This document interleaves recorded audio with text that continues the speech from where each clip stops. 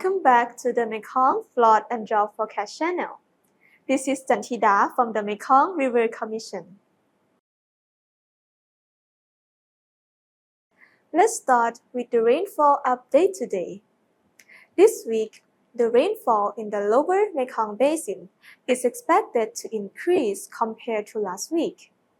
In the next 5 days, from 1st to 5th July, isolated thunderstorms and heavy rainfall are expected across the Lower Mekong Basin, including the upper and central parts of Laos, the northern and northeastern part of Thailand near the Laos border, the 𝐷 Basin, and the southwestern part of Cambodia. Moving on to the flood situation along the Mekong River. As of 30 June, water levels at all monitoring stations along the mainstream remain within normal ranges, with no alarm or flood thresholds exceeded.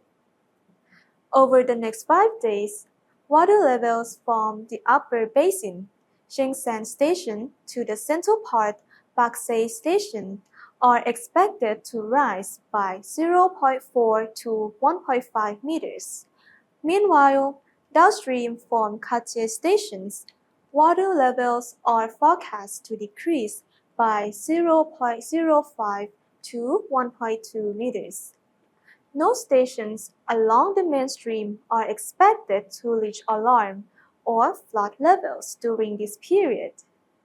The information provided here is meant for easy communication to the public. Please check out our website, reports, and download the One Mekong mobile app for more technical details and get the most updates from the communities.